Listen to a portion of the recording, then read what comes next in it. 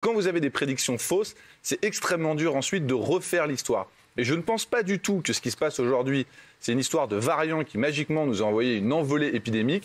Je pense qu'il y a une partie jeune de la population qui n'en peut plus, qui ne peut plus se confiner, qui s'est déconfiné. Tout le monde sait qu'aucun jeune de moins de 30 ans n'est confiné à Paris. Évidemment, ils sont dans les appartements, ils ne sont pas dans la rue. Ça a augmenté, ça a provoqué une recirculation du virus. Et quand ils sont allés voir leurs parents, ils les ont contaminés, essentiellement dans les quartiers les plus défavorisés de la capitale et de l'Île-de-France. Et donc, ça a amené effectivement un grand nombre de patients en réanimation. Mais ce n'est pas du tout ce qu'avait dit le Conseil scientifique. Le Conseil scientifique, il avait dit il y a un variant qui inexorablement va faire exploser l'épidémie dans toute la France. Et pas que dans l'Île-de-France. Oui, Jean Messia, vous voulez réagir?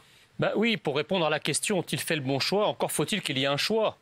Or, le problème, c'est qu'il n'y a pas le choix. Quand vous n'avez pas de lit de réanimation et quand vous n'avez pas suffisamment de vaccins, vous n'avez plus le choix.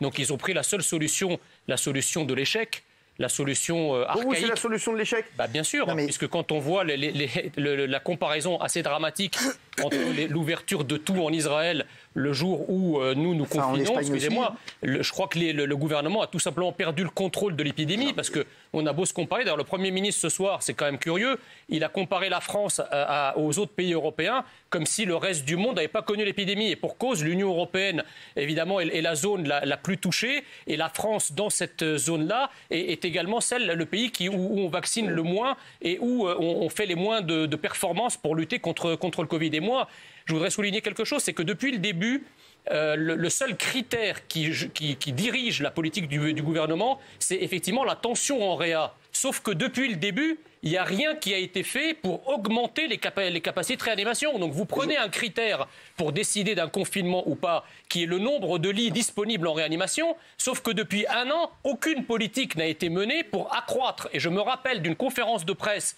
d'Olivier Véran le 27 août 2020 que j'invite les téléspectateurs à regarder, où il disait que si jamais on avait d'autres vagues de contamination, on pouvait monter jusqu'à 12 000 lits de réanimation. Ils sont où les 12 000 lits là? Ils sont passés où?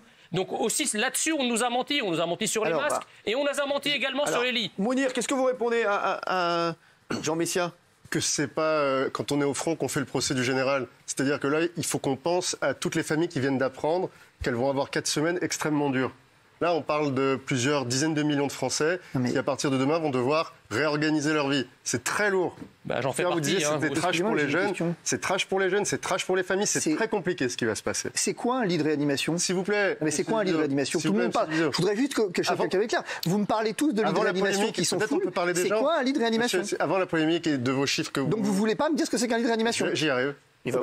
Permettez-moi de toujours démarrer sur les gens. On parle des gens. Donc les gens, ils vont avoir 4 semaines très dures en famille. Et il y a eu une volonté, c'est que ce confinement, il ne ressemble pas à ce qu'on a connu jusqu'à aujourd'hui. Là, il y a quelque chose de nouveau qu'il a fallu entendre. Mais je suis d'accord, j'ai écouté avec vous les annonces, c'était compliqué, c'était long, il y avait beaucoup d'informations. Et donc, on va être chez soi, mais on pourra sortir. Et on pourra sortir sans limite de durée. Il y aura le couvre-feu le soir. Mais on pourra passer 5 heures dehors. Sortir pour regarder les arbres. Mais attendez, vous dites ça. Vous savez que ce qui a été une des choses les plus dures pour les familles et pour les jeunes, ça a été de ne pas pouvoir sortir dehors pendant le premier confinement. Pourquoi on n'a pas ouvert les terrasses? Pourquoi on n'a pas ouvert les terrasses, Mounir? On est à l'extérieur. Non mais vraiment, et moi je suis très... Je veux bien qu'on aborde le sujet des restaurateurs. Je me suis engagé depuis le premier jour sur les indépendants. Mais peut-être on peut parler des familles. Aujourd'hui, on a envie de lutter contre ce virus et on a tous envie de sortir de cette merde. Mais ce soir, on rentre dans une phase très particulière. S'il vous plaît, juste pourquoi au moins les terrasses, puisque les gens peuvent sortir. Juste le mec qui peut se poser, il prend un café, il boit une bière, il boit une limonade. C'est la première chose qui réouvrira.